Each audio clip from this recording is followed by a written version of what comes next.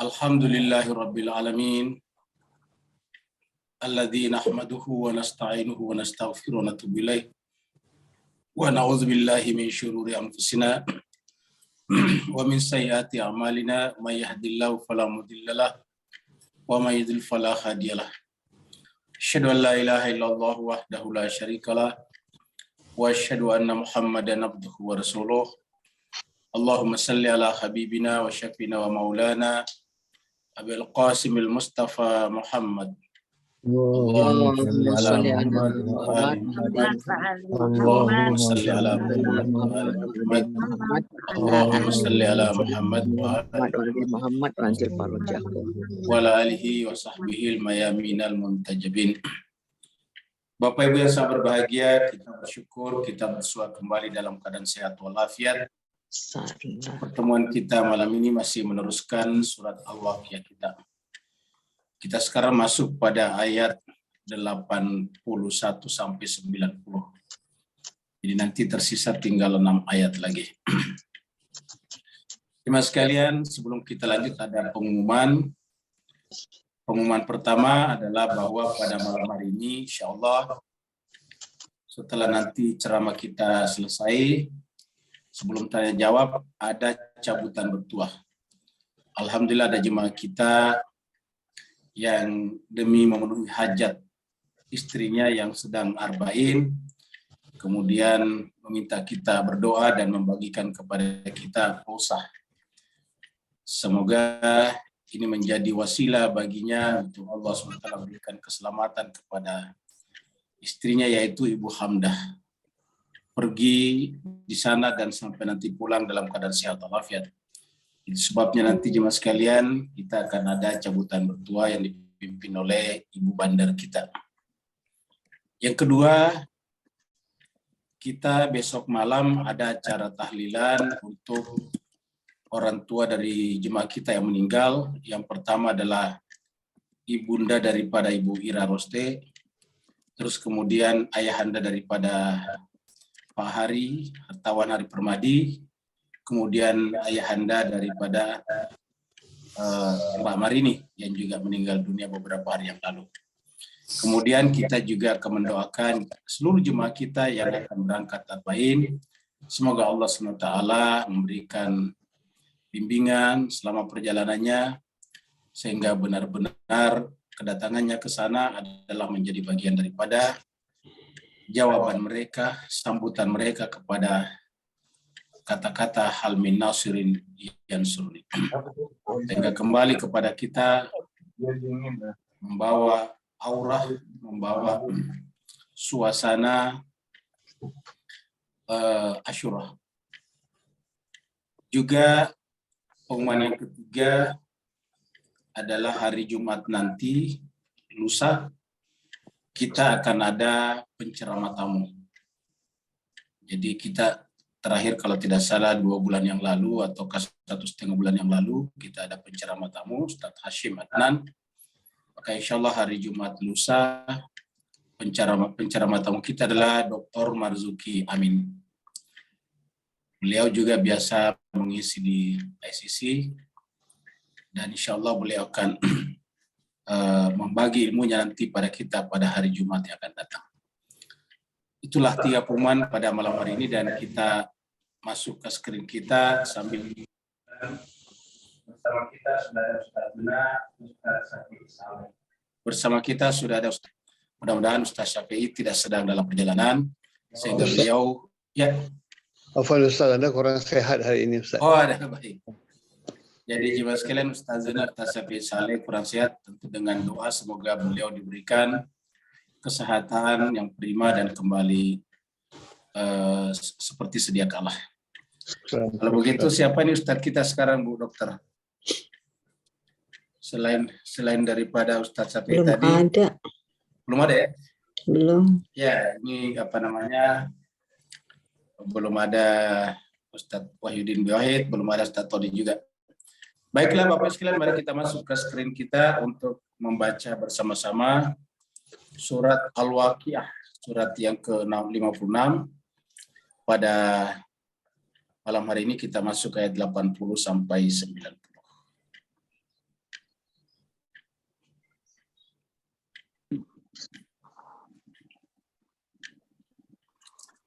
Ini ayat 81 ya maksudnya. A'udzubillahi minasyaitonirrajim. Bismillahirrahmanirrahim. A'udzubillahi minasyaitonirrajim.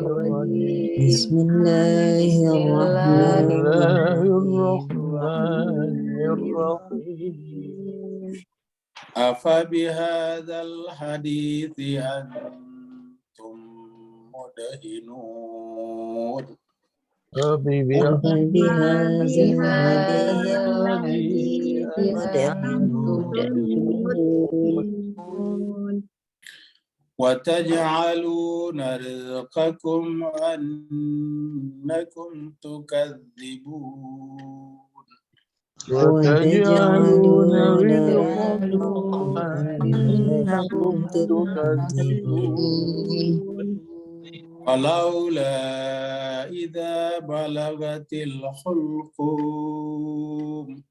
فلولا إذا بلغت الحلقوم وأنتم حينئذ تنظرون وأنتم حينئذ تنظرون ونحن أقرب إليه منكم ولكن لا تبصرون ونحن أقرب إليه منكم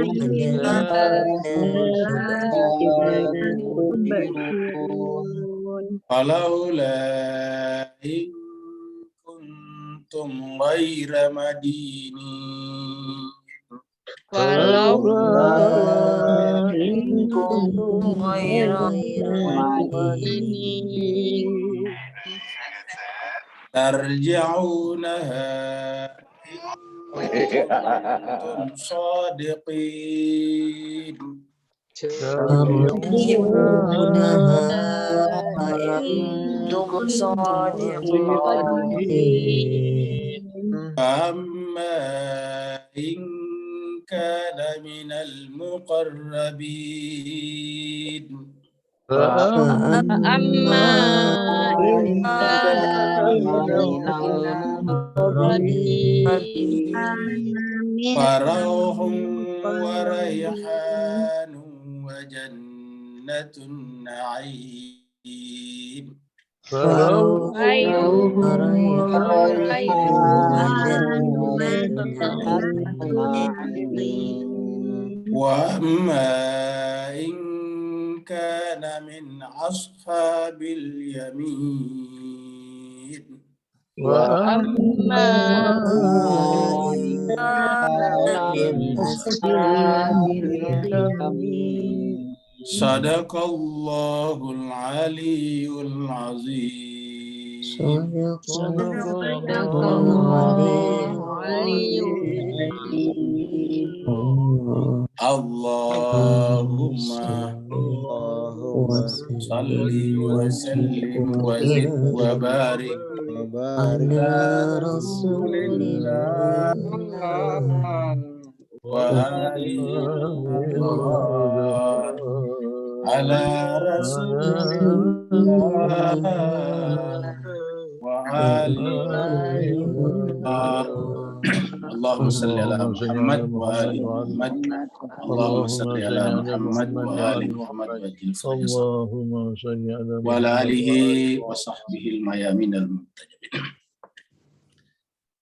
Jemaah sekalian, Bapak Ibu yang berbahagia, semoga kesertaan Bapak Ibu membaca ayat-ayat suci Al-Quran, Allah SWT melihat Ibu dengan Bapak Ibu semuanya dengan pandangan ampunan, maghfirah, karena kita tidak bisa mendapatkan rahmat di sisinya kalau kita tidak mendapatkan ampunan.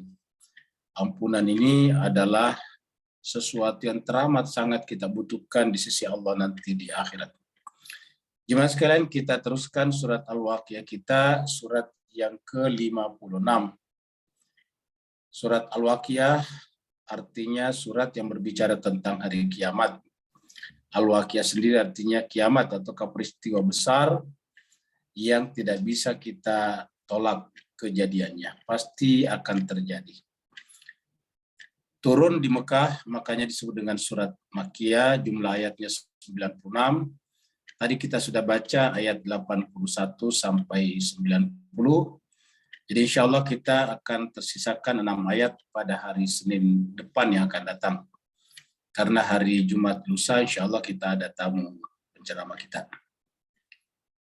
Terakhir kemarin kita sudah sampai di ayat yang berbicara tentang Al-Quran, tidak akan ada yang bisa menyentuhnya kecuali orang yang mutahharun.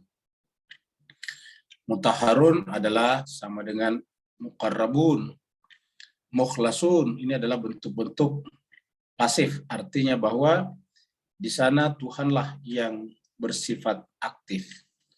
Tapi bukan berarti Tuhan begitu saja aktif kepada mereka.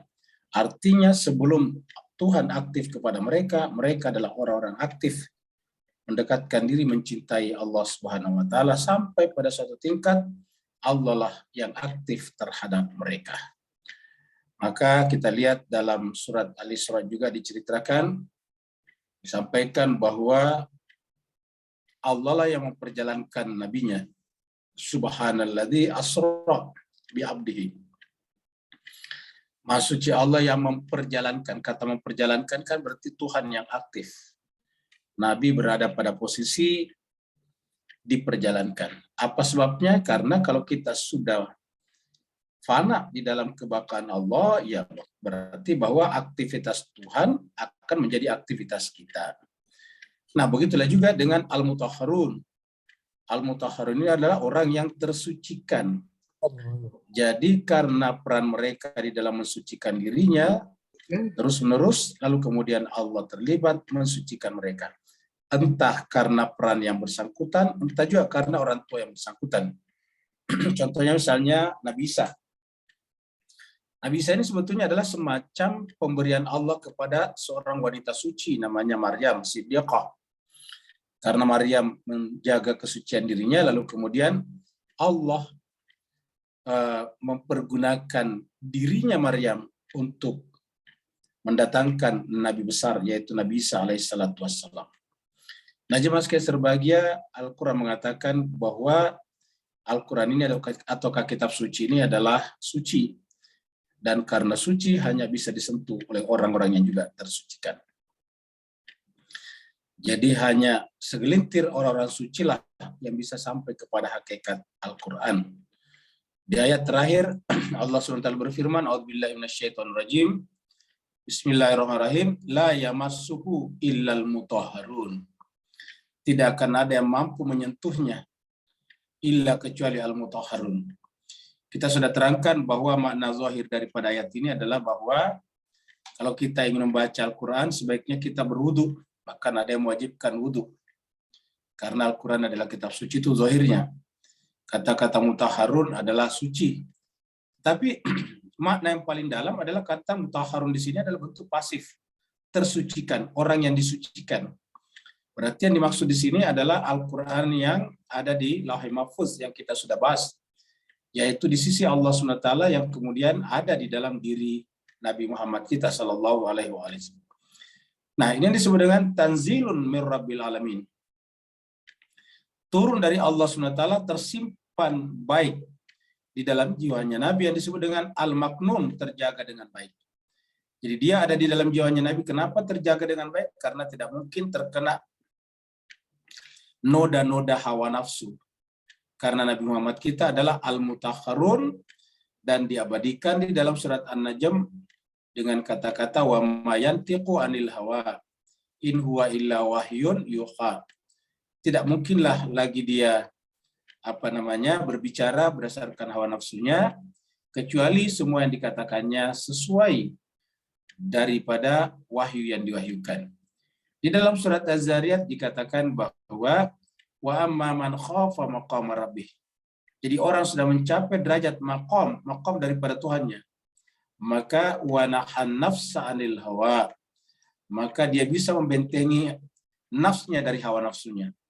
Jadi wa amma man khafa maqama rabbi, adapun orang-orang yang khafa maqama rabbi sudah sampai pada tingkat takut terhadap makam Tuhannya. Jadi bisa bermakna maqam khafa maqama rabbi itu sudah menyatu sehingga takut terpisah dengannya. Ingat jemaah sekalian, orang yang sudah mencapai derajat orang yang mencapai derajat kesempurnaan ataukah kebaikan sempurna, maka tentu tidak ingin kehilangan kesempurnaan itu. Contoh misalnya kalau orang jadi mendapatkan suatu pekerjaan yang bagus, pasti tidak ingin kehilangan pekerjaan itu. Nah, itu dalam urusan duniawi. Apalagi kalau urusannya dengan masalah spiritual, masalah rohania. Orang sudah mencapai derajat maqam rabbi, maka tidak akan mungkin ingin kehilangan kondisi dan keadaan itu. Maka yang dilakukan adalah wanahan nafs anil hawa. Dia akan menjaga terus-menerus nafsnya jangan sampai terkotori, tercampuri oleh hawa nafsunya. Nah, maka ketika yang bersangkutan terus-menerus menjaga kesucian dirinya, sampai kemudian mengundang campur tangan Tuhan, maka disebutlah dengan al-mutahharun. Jadi namanya la yamassu illa al-mutahharun. Tidak ada yang bisa menyentuhnya kecuali orang yang tersucikan. Dan orang yang tersucikan seperti ini layak oleh iblis juga diakui tidak akan mampu menembusnya. Jadi tidak mampu menembus jiwa orang seperti ini karena tadi wa man khafa maqama rabbi wa nahan nafs, membentengi nafsnya anil hawa. Sedangkan pintu yang digunakan iblis atau syaitan masuk mempengaruhi kita adalah hawa kita, hawa nafsu. Nah, sedangkan mereka ini adalah wa nahan nafs anil hawa. Nah, karena syaitan tidak mampu lagi menembus pertahanan jiwa mereka, maka diabadikan juga di beberapa surat bahwa iblis berkata, saya akan menggoda semuanya tetapi kecuali illa ibadaka minhumul mukhlasun. Kecuali hamba-hambamu Tuhan yang sudah bergelar mukhlasun, yaitu orang-orang yang mukhlas. Jadi mukhlasun, mutahharun, muqarrabun itu sama semuanya wazan ataukah timbangan bahasanya. Tanzilu min rabbil alamin, karena ini barang atau wahyu adalah datang dari Allah Subhanahu wa taala, bukan dari hawa nafsu manusia. Sekarang kita masuk pada ayat baru. Nah, jemaah sekalian, tetapi kendati pun Al-Qur'an sedemikian sucinya, pertama, Al-Qur'an itu tersucikan dan karenanya hanya manusia suci jiwanya juga yang bisa memahami Al-Qur'an secara sempurna. Di tempat lain disebut dengan kata-kata ar-rasikhuna fil ilmi, mendalam dalam ilmunya. Kemudian yang kedua, makna daripada tersucikan artinya Al-Quran itu tidak mengandung kesalahan, kebatilan, tidak punya falasi namanya. Jadi artinya siapa saja yang punya kerinduan, yang punya keinginan kuat untuk mencari kebenaran, maka harusnya Al-Quran menarik perhatian mereka untuk didalami dan difahami. Tetapi pada faktanya ada juga seperti ilustrasi kita di atas ini, ada yang membelakangi Al-Quran. Jadi ini ilustrasinya adalah justru tidak peduli kepada Al-Quran. Al-Quran dibelakangkan. Mereka berjalan pergi, Al-Quran ada di belakang. Padahal kita lihat Al-Quran ini adalah menampung, berdasarkan ilustrasi ini, Al-Quran adalah menampung seluruh alam. Bahkan alam semesta ini terbentuk dari cahaya Tuhan, dan kita lihat bahwa Al-Quran itu adalah juga cahaya Allah Subhanahu wa taala. Sehingga seluruh rahasia langit dan bumi ada di dalam Al-Quran. Allah menyebut dia sebagai alim, alimul ghaibi. Jadi Allah menyebut dia sebagai alim. Alim itu artinya ilmuwan, ulama. Alimul ghaibi wasyahada. Jadi Allah menyebut dia sebagai alim, orang berilmu. Dan ilmunya adalah al-ghaib wasyahada, yaitu yang gaib, yang terindrai ataupun yang tidak terindrai, ataupun yang terindrai ataukah yang syahada. Tetapi jemaah sekalian, banyak orang atau tidak sedikit orang yang justru bersifat acuh tak acuh kepada Al-Quran, bahkan pergi meninggalkannya. Allah berfirman, afa bihadzal hadisi antum mudahinun. Afa bihadzal hadithi antum mudhinun. Ini afa bihadza ini adalah pertanyaan, apakah ya.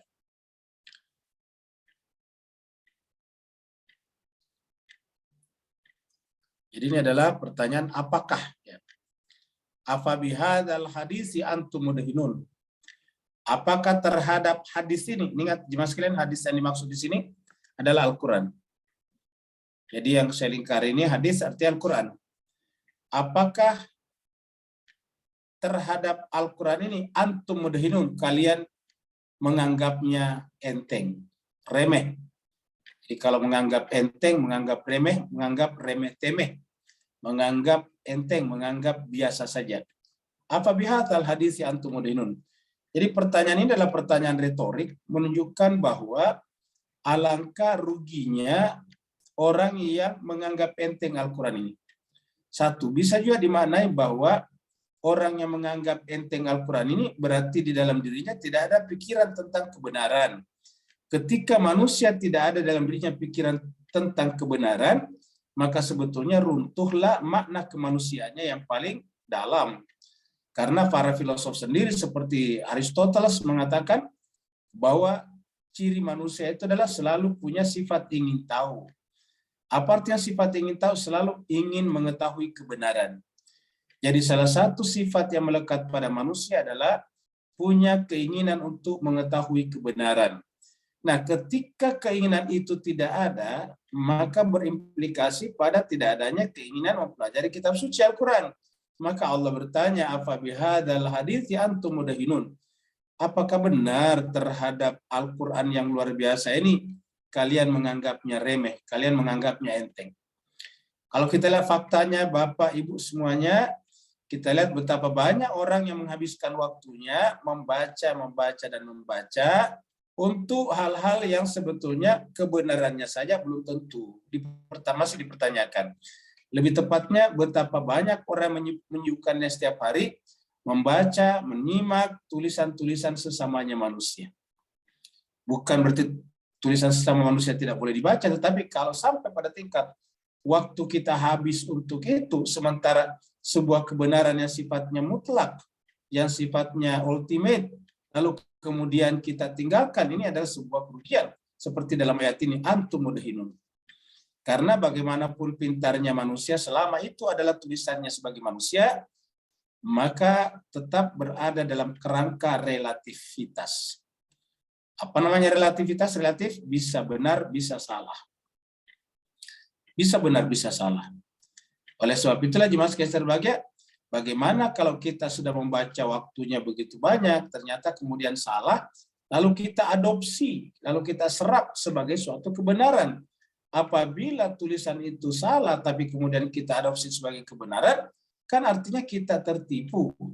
Apakah mungkin kita mengadopsi sesuatu yang batil padahal itu artinya benar? Sangat mungkin.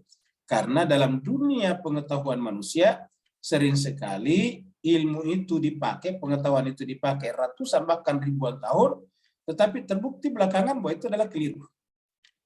Mana contohnya? Contohnya adalah teori astronomi Ptolemeus misalnya. Teori astronomi Ptolemeus itu mengatakan bahwa pusat alam semesta itu kan adalah bumi, dan itu dipakai ribuan tahun. Tetapi begitu datang ilmuwan yang lain seperti misalnya Galileo dan sebagainya, lalu membuat membuat teori baru, dan kemudian ini dibuktikan kebenarannya sampai sekarang, yaitu bahwa yang menjadi pusat alam semesta ternyata bukan bumi tetapi matahari. Jadi pusat galaksi kita ini ada pusat pusat keluarga planet kita ini yang begitu banyak, ada ternyata matahari bukan bumi. Jadi Bapak bisa bayangkan ribuan tahun orang berpendapat bukan hanya pusatnya keluarga matahari, tapi pusat semesta adalah bumi. Ya, satu. Belum lagi dengan berpendapat bahwa bumi itu datar, itu dianut oleh hampir ribuan tahun bahwa bumi itu datar. Nah, jemaah sekalian berbahagia, sekarang terbukti bahwa semuanya tidak benar. Jadi oleh sebab itulah alangkah ruginya kita kalau menghabiskan waktu kita setiap hari membaca tulisan-tulisan sesama manusia, tapi ternyata kemudian nilainya adalah relatif, bisa benar, bisa salah. Sementara pada saat yang sama kita meninggalkan seperti ilustrasi tadi, kita ignore, kita menganggap remeh-temeh, yaitu sesuatu yang datang dari Allah SWT yang sifatnya benar. Sampai sekarang Al-Quran sudah 1400 tahun, tetapi tidak ada satupun ayat ataupun kaidah yang ada di dalamnya, entah itu kaidahnya kaidah rasional ataupun itu adalah yang terkait dengan fakta-fakta sains alam yang kemudian perlu dikoreksi sampai sekarang.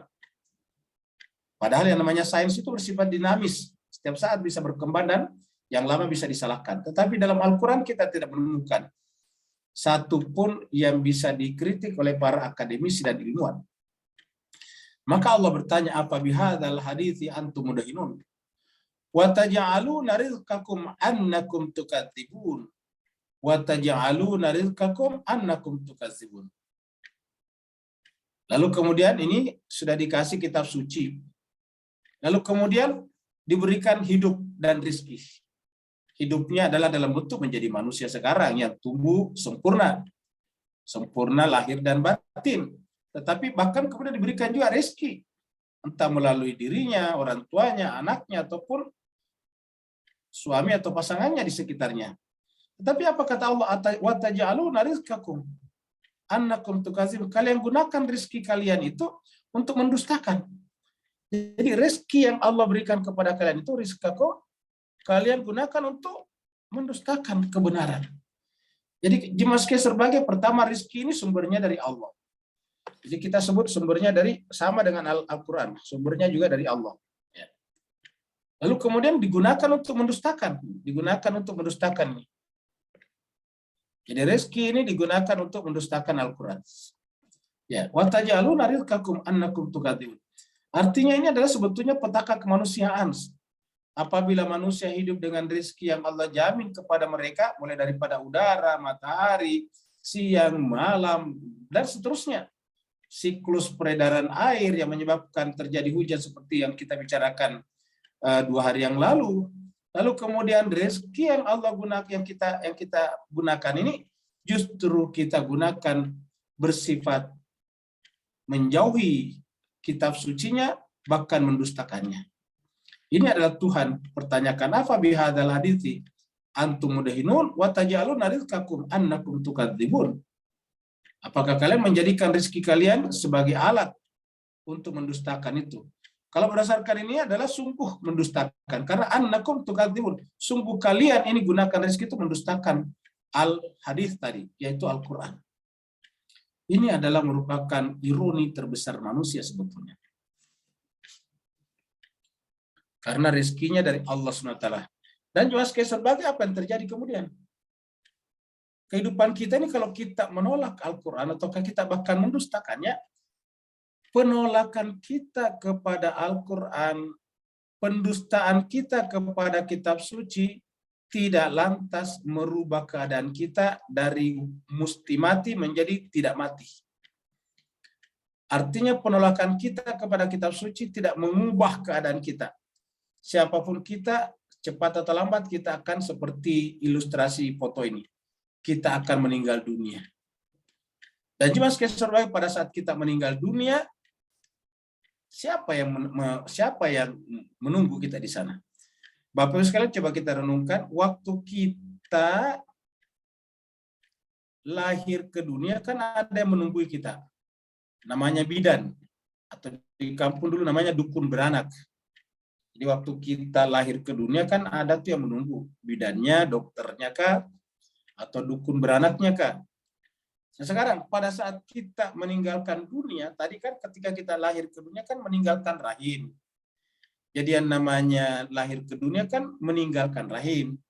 Jadi dari sisi rahim meninggal. Ya dari sisi dunia lahir. Nah begitu juga ketika kita meninggalkan dunia, dari sisi dunia kita meninggal. Tapi dari sisi alam berikutnya adalah lahir. Alam barzah kita lahir. Nah pertanyaannya, kalau pada saat kita lahir ke alam dunia atau meninggalkan alam rahim, ada yang menunggu kita, misalnya dukun, ataukah dokter, ataukah bidan. Nah pertanyaan, siapakah yang menungguin kita pada saat kita meninggal dunia? Yang mesti terjadi ini, yang tidak boleh tidak pasti akan terjadi. Nah ternyata jemaah sekalian berbahagia, kita lihat ini adalah ilustrasi orang ini ketika dia meninggal dunia, dia sudah mulai sekarat, maka kemudian dia minta sekali berharap kepada yang satu ini. Ya. Nah, jadi jemaah sekalian berbahagia, harapan kita kepada Rasulullah Muhammad dan pengganti-penggantinya suci. Inilah jemaah sekalian berbahagia yang selalu dipesankan oleh Sayyidina Husain, Imam Husain di Karbala. Dia tidak pernah mengatakan, saya takut, jangan bunuh saya, enggak pernah. Tetapi selalu mengatakan, kalau kalian bunuh saya, lalu apa yang kalian katakan kepada datuku? Karena nanti yang pertama kita menyambut kita adalah Rasulullah. Begitu juga setiap ada orangnya, pengikutnya, sahabat setianya, atau keluarganya Imam Husain akan meninggal, sudah sekarat, biasanya dia berada di pangkuan Imam Husain, selalu mengatakan, sampaikan salamku kepada datukku Muhammad. Karena kita lihat jemaah sekalian berbahagia inilah yang di dunia ini kita tolak. Tadi al-hadis. Al-Quran itu adalah al-hadis, yaitu pembicaraan dari Tuhan yang dibawa oleh Nabi. Tetapi kemudian kita tolak di dunia. Sementara pada saat dia di sana, dialah menunggu kita. Harapan kita satu-satunya hanya dia. Tidak ada lagi yang lain. Orang tua tidak bisa. Orang tua kita meninggal duluan juga sibuk dengan keadaannya. Anak kita yang duluan meninggal dunia juga sibuk dengan keadaannya di sana. Tetangga kita yang duluan meninggal dunia juga sibuk dengan nasibnya di sana. Semua orang nafsi. Maka pada saat itu jemaah sekalian sebagai harapan kita kepada yang satu ini. Kenapa yang satu ini? Karena Allah telah melegitimasi kehadirannya di muka bumi sebagai wakil Tuhan. Nah, kalau Allah kepada kita menggunakan Muhammad sebagai wakilnya, masa iya kita kepada Allah tidak menggunakan Muhammad? Itu tidak mungkin. Allah lah yang lebih tepat langsung kepada kita kalau dia mau. Tetapi kenapa menggunakan Muhammad? Karena sedemikian pentingnya posisi Muhammad bin Abdullah, Rasulullah Sallallahu Alaihi Wasallam. Jadi kalau Allah saja kepada kita menggunakan Muhammad, maka kita pada saat akan kembali kepada Allah berharap juga kepada yang satu ini. Nah, jadi jemaah sekalian berbahagia, inilah harapan kita. Dan harapan kita kepada Muhammad hanya akan terpenuhi apabila kita mencintai Nabi. Siapakah Nabi? Siapakah sebetulnya Muhammad itu? Ya Al-Quran. Jadi Al-Quran adalah Muhammad, Muhammad adalah Al-Quran sebetulnya. Karena sebelum Al-Quran jadi mushaf, dia ada dalam diri Nabi Muhammad kita. Begitulah juga dengan orang suci penggantinya. Falaula idza balagatil hulqum. Apa kata Allah? Kalau memang kalian mendustakan tadi Al-Quran, Al-Hadis, maka Allah mengatakan begini. Falaula idza balagatil hulqum. Mengapa ketika nafas nyawa kalian sudah sampai di kerongkongan, kenapa kalian tidak menolak? Mengapa kalian tidak mencegah malakul maut itu? Menolak. Wahai malakul maut, saya tidak mau diambil. Kenapa? Tidak percaya kepada kamu. Tidak percaya kepada malakul maut, tidak percaya kepada kitab suci, tidak percaya kepada Al-Quran, tidak percaya kepada Rasulullah. Nah Allah bertanya, falaula idza balagatil hulqum. Artinya orang yang tidak percaya kepada Al-Quran, tidak bersungguh-sungguh mempelajari isinya, tetap tidak bisa mengubah keadaan tadi, yaitu tetap akan meninggal dunia. Ini yang dibicarakan sebetulnya. Artinya bahwa kalau kalian itu menolak Tuhan, Allah, kitab suci, Nabi, dan sistem yang diciptakannya, harusnya bisa juga kalian menolak untuk mati. Tapi pertanyaannya, kenapa kalian tidak bisa menolak untuk mati? Falaula idza balagatil hulqum. Kenapa ketika nafas sudah sampai di kerongkongan itu, wa antum hina idzin tanzurun, dan pada saat itu kamu menyaksikannya. Siapa yang kita saksikan, Pak sekalian? Coba lihat ayat ini. Jadi pada saat nafas, nyawa, jiwa kita sudah berada di kerongkongan. Ini kerongkongan bisa bermakna benar, bisa bermakna majas, yaitu kerongkongan itu artinya sudah berada di persimpangan antara alam dunia dan alam barzakh. Itu kita sebut dengan kerongkongan. Sebagaimana kalau sudah kata-kata sudah berada di kerongkongan, berarti sudah berada di antara alam pikiran dengan alam luar, sudah mau didengar orang. Kan itu yang dalam kepala kita tidak mungkin didengar orang. Jadi ilmu yang ada dalam pikiran kita tidak mungkin didengar orang. Bagaimana caranya didengar? Ya harus diucapkan. Jadi tenggorokan itu adalah tempat transisi dari alam pikiran yang non materi menuju kepada suara alam luar, alam khariji, alam eksternal yang bersifat empirik, yang bersifat materi. Jadi bisa diartikan di sini bahwa pada saat itu ketika nyawa di kerongkongan itu manusia sudah berada di persimpangan antara alam dunia dan alam barzakh. Nah, kalau kalian selama ini menolak kebenaran, menolak Al-Quran, coba bisakah kalian menolak kenyataan bahwa kalian bisa mengatakan saya tidak mau mati? Jawabannya tidak bisa. Bahkan di sini dikatakan kalian bisa menolak Rasulullah. Kalian bisa menolak Allah dan kitab sucinya. Tapi kalian akan menyaksikannya. Wa antum hina idzin tanzurun. Kalian pada saat itu akan menyaksikannya, akan melihatnya. Jadi wa antum hina idzin, kalian semuanya, kita semuanya. Hina idzin, pada saat itu tanzurun akan melihatnya dengan jelas. Dalam Al-Quran kata-kata tanzur itu selalu melihat dengan benar. Seperti misalnya apalah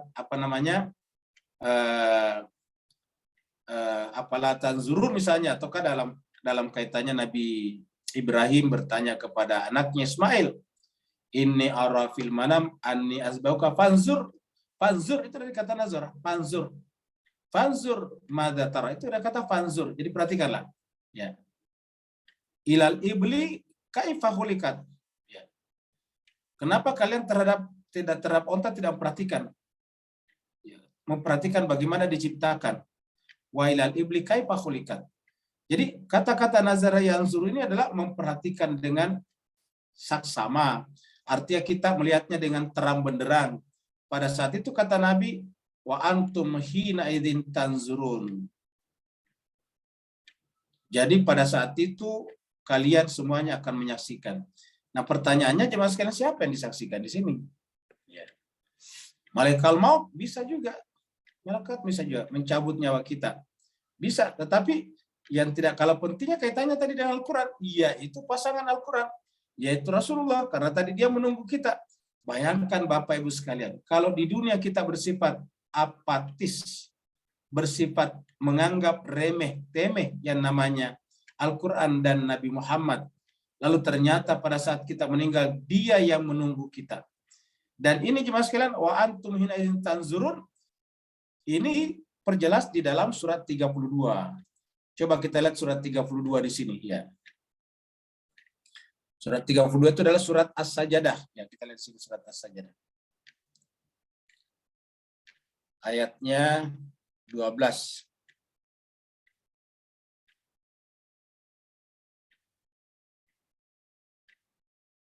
Ayat 11 ya. 11-12. Qul yatawaffakum malakul maut. Malaikat maut pasti akan mematikan kalian karena dia diwakilkan Tuhan kepada kalian. Summa ila rabbikum turja'un. Nah, pada saat kita sudah diambil malakul maut, sudah pindah. Karena malakul maut kan cuma tugasnya memindahkan kita dari alam materi ke alam barzakh. Allah mengatakan walau tara, seandainya engkau menyaksikan. Kita maksudnya kita ini. Seandainya kamu menyaksikan, bisa melihat.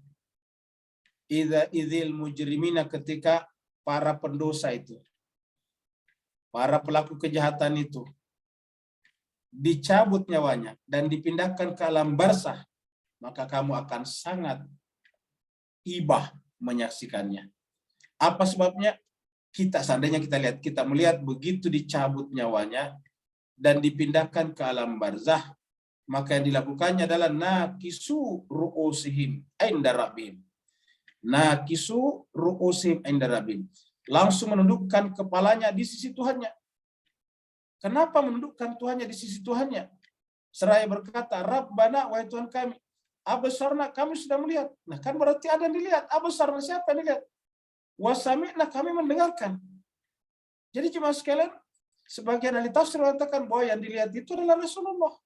Dan insan-insan kamil yang menantinya, Rabbana, wahai Tuhan kami telah menyaksikan.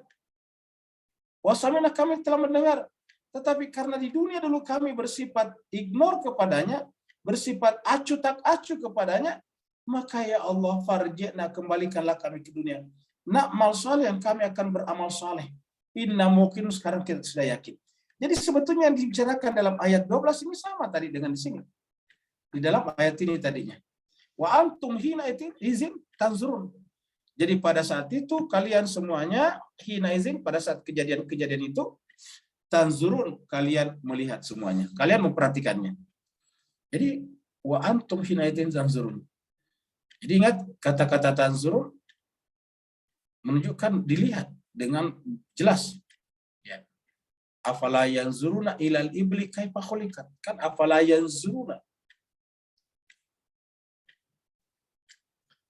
Kemudian inilah kurang lebih ketika jiwa manusia keluar dari tubuhnya. Dikembalikan kepada siapa? Seperti tadi. Ya, kita tidak bisa menolak untuk mati. Mari kita lihat di sini dulu jemaah sekalian. Kita lihat di dalam surat Al-Jum'ah. Ini surat Al-Jum'ah. Ayatnya 8. Allah berfirman, "Qul, katakanlah Muhammad, innal mauta, sesungguhnya kematian itu, alladzi yang tafirruna, kalian lari." Apa benar ada orang lari dari kematian? Tentu tidak ada lari dalam pengertian seperti kartun tadi. Tapi lari dalam pengertian tidak memperdulikan. Kan banyak di antara kita tidak peduli kepada kematian. Yang kita peduli adalah apa yang kita makan besok dan sebagainya. Tapi peduli kepada hari esok, itu jarang di antara kita. Qul innal mauta alladzi tafirun. Katakanlah innal mauta, sesungguhnya kematian itu, alladzi yang tafiruna, kamu lari minhu, daripadanya. Seakan-akan Allah katakan tidak ada gunanya. Apa sebabnya? Fa innahu mulaqikum. Kematian itu pasti akan menjumpai kalian. Fa innahu mulaqikum, pasti akan menjumpai kalian. Setelah itu summa turadduna, kemudian kalian akan dikembalikan ila alimil ghaibi, kepada dia Allah yang mengetahui. Ini alim di sini adalah Allah. Jadi Allah itu alim. Alim itu kan ya ulama. Kalau di kita jamaknya ulama, dipakai kata ulama. Alim itu bentuk tunggal, ulama bentuk jamak. Jadi Allah itu adalah alim. Jadi Allah menyebut dirinya bukan hanya sebagai Rabb, tapi alim, yaitu berilmu. Jadi fa innahu mulaqikum summa turaduna ila alimil ghaib, pasti akan dikembalikan kepada ila alimul ghaib syahada, fayunabbiukum bima kuntum ta'malun, lalu disampaikanlah kepada kalian semuanya apa yang dulu kalian kerjakan di dunia. Jadi kita tidak bisa lari, Pak sekalian. Jadi Tuhan mengatakan fa innahu mulaqikum, kematian itu pasti akan menjumpai kalian. Di mana saja kita pergi, dia akan menjumpai kita. Ya. Mari kita lihat misalnya surat An-Nisa. Ya. Jadi kematian itu pasti akan menjumpai kita, jemaah sekalian.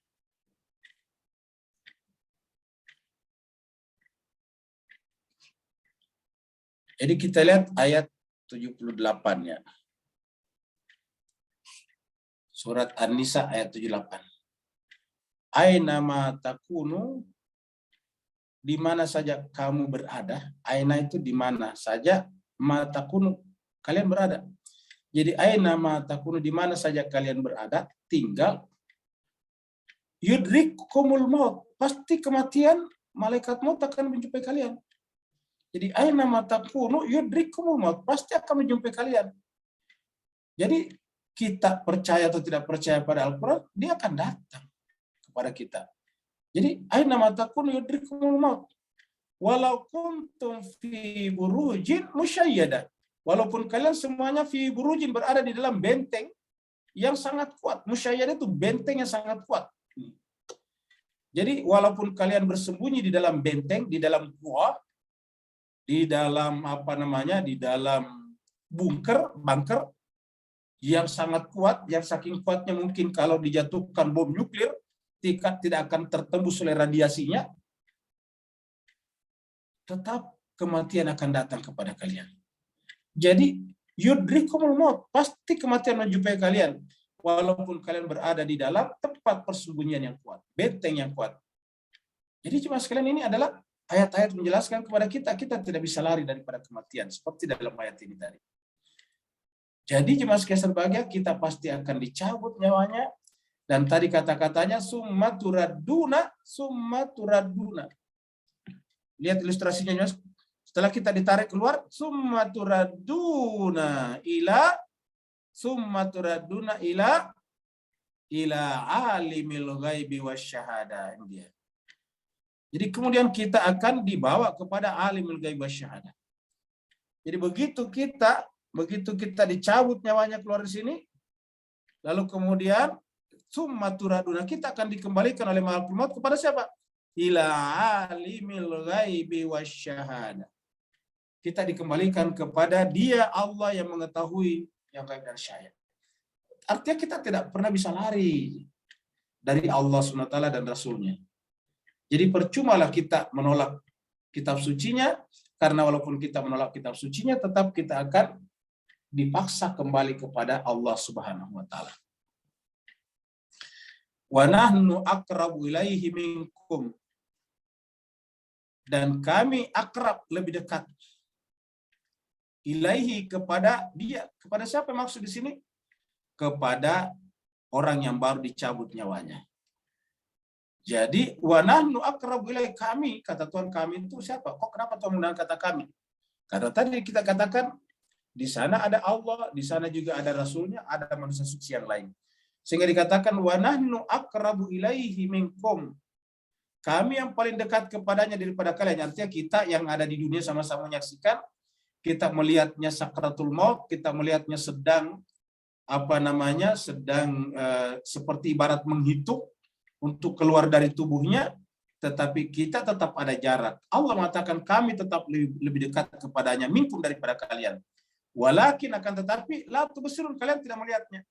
Walakin la tubsirun, karena kita tidak melihatnya, maka ingat tadi surat As-Sajdah, walau tara, seandainya kau menyaksikan. Kenapa? Karena kita tidak menyaksikan. Walau tara idzil mujrimuna nakisu ru'usihim Rabbana absarna wa sami'na farji'na na'mal shalihan inna muqinun. Nah, di sini katakan walakin la tubsirun, sayangnya kamu tidak menyaksikannya. Tapi seandainya kamu menyaksikannya, tadi berdasarkan surat As-Sajdah, kamu akan ibah. Kasihan sekali menyaksikannya, karena begitu diambil nyawanya oleh malakul maut, langsung mereka menundukkan kepalanya, nakisur usim inda rabbim. Saya berdoa, Rabbana absarna, ya Allah kami sudah menyaksikan, kami sudah melihat. Wasamina, kami sudah mendengar suaranya. Karena ya Allah kami tidak pernah mencintainya, merindukannya di dunia, maka farji'na, kembalikanlah kami ke dunia. Na'mal salihan, kami akan beramal di belakang mereka. Apa artinya amal saleh? Beramal di belakang orang saleh. Na'mal salihan inna muqinun, sekarang kami sudah yakin. Tapi pernyataan itu terlambat. Jadi ini kata-kata Tuhan, wa nahnu aqrabu ilaihi minkum walakin la tubsirun. Mas Kaiser bahagia, seandainya kita puasa, manusia ini kuasa, sebagaimana merasa kuasa menolak kitab suci Tuhan, sebagaimana merasa berkuasa untuk menolak Tuhan, sebagaimana mereka merasa berkuasa untuk tidak percaya kepada nabi dan pengganti-penggantinya, ya harusnya kita bisa keluar ya dari kuburan kita. Ya, ada kayak Bapak Ibu sekalian pernah lihat seperti ini, sudah dikuburkan, lubangnya seperti ini, tiba-tiba keluar dari dalam lubang kuburan itu, keluar dari lahatnya, tiba-tiba muncul, lalu kemudian tiba-tiba tulang belulangnya terbungkus kembali dengan daging seperti yang kita saksikan di sini. Tiba-tiba terbungkus kembali dengan daging, otot, dan sebagainya, kulit. Ini tidak pernah terjadi, Bapak Ibu jemaah sekalian. Ya. Falaula in kuntum ghaira madinin. Falaula, lalu kenapa kamu tidak menghidupkan diri kalian? Jadi kata-kata ini, falaula, kenapa kamu tidak menghidupkan kembali diri kalian? In kuntum, jika kalian ghaira madinin, merasa tidak dikuasai oleh Tuhan. Jadi kata-kata in kuntum ghaira madinin, kalau kalian merasa tidak diatur, tidak mau diatur oleh Tuhan. Kalau merasa tidak perlu diatur oleh Tuhan, tidak mau diatur oleh Tuhan, tidak percaya kepada Tuhan, tidak merasa dikuasai oleh Tuhan, dan karena tidak butuh dengan kitab suci sebagai panduannya, maka kenapa kamu ketika mati tidak mengembalikan diri kalian ke dunia? Falaula in kuntum ghairu madinin. Kalau tadi kenapa kamu tidak menolak kematian? Sekarang sudah mati, kenapa tidak mengembalikan dirimu kalian kepada dunia? Falaula in kuntum ghairu madinin. Kenapa kalian tidak mengembalikan dirinya ke dunia pada saat kematian sudah datang, yaitu setelah dimasukkan ke dalam liang lahat? Tarji'unaha in kuntum sadiqin. Sehingga kamu bisa tarji'una, mengembalikan hidupmu kembali. Jadi hak di sini kita artikan nafs. Mengembalikan jiwamu kembali. Karena kan yang dicabut dari nafs kita. Makanya domirnya hak. Tarji'unaha in kuntum sadiqin. Lalu kemudian mengembalikan kembali jiwa kalian, roh kalian, nyawa kalian, in kuntum sadiqin, kalau kalian memang benar sebagai orang-orang yang merasa tidak dikuasai oleh Tuhan. Merasa gairah madinin, tidak dikuasai oleh Allah. Karena merasa tidak dikuasai Allah, tidak merasa butuh dengan kitab sucinya. Jadi Allah bertanya, falaula in kuntum gairah madinin tarji'unaha in kuntum sadiqin. Seperti tadi ilustrasi di background foto kita. Tidak pernah ada orang sudah dikuburkan tiba-tiba keluar dari kuburannya. Tidak pernah terjadi. Ya. Karena begitu kematian sudah datang, hanya Tuhanlah yang kuasa mengembalikan kita. Nah, jemaah sekalian, sebaliknya, bagi orang-orang yang bertakwa, bagi orang-orang yang menerima kitab suci sebagai panduan, mencintai kitab suci sebagai bukti cintanya kepada Tuhannya, mencintai Al-Quran sebagaimana cintanya kepada nabinya, maka kemudian yang mereka dapatkan adalah keindahan seperti gambar-gambar kita ini adalah ilustrasi gambar-gambar kita adalah keindahan. Ini kan adalah keindahan. Ya. Fa'amma in kana minal muqarrabin. Adapun orang-orang yang masuk dalam kategori muqarrabin. Kategori muqarrabin. Al-muqarrabin ini tadi kita sudah bicarakan al-mutahharun sama. Muqarrab, mutahhar itu sama. Jadi ini aslinya adalah muqarrabun sama dengan mutahharun. Ke bawah ini gara-gara min, jadi minal muqarrabin. Jadi aslinya ini adalah muqarrabun menjadi minal muqarrabin.